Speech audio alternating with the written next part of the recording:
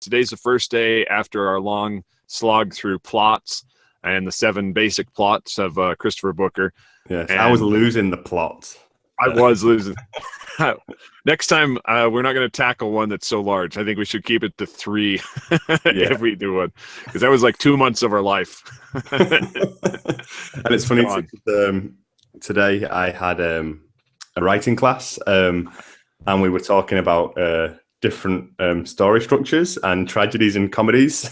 I was like, no, I have to get away from this. Yeah, you can't escape it. I just did this. We're here to talk about words today. So. Yes, and words are so much fun. And today we thought we'd talk about filler words and how to eliminate those from your text. Now, if you're not sure what filler words are, in conversation, fillers are the ums and ahs and pauses that we add to things to fill up the space.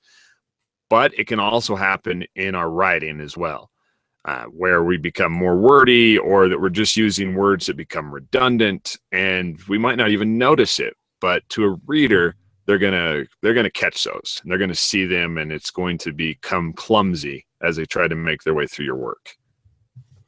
That's right. I think clumsy is the way of putting it. We're aiming for clean writing, aren't we? And we can sort of talk about why that's the aim of the game.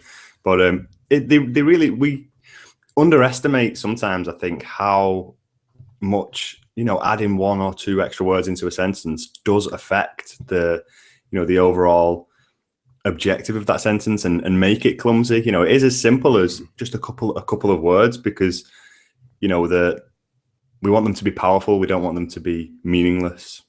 Right, because I remember when we were talking with Joshua Crowther, who did the comic books. You're talking about with him, he has real economy of words because he's only allowed 24 pages to write his story. And so, like, having that economy of words where you're really trying to get the most out of the least amount of writing that you can put into it, it's very important. And so, like, eliminating these and finding these is, it's really paramount.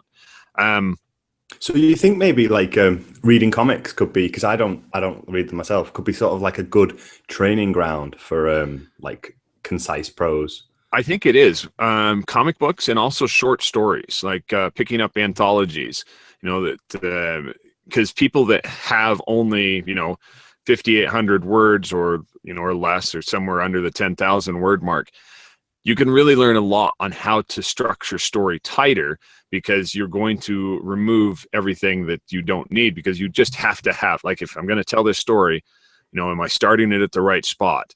If I'm wasting all this time filling up backstory when really I could just dive right into it.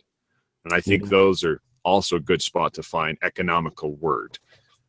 Excellent. I've just I'm sort of like halfway through reading a book by Dan Rhodes called Anthology. Is it Anthology and 100 Other Stories, which we could put a link to, and it's 100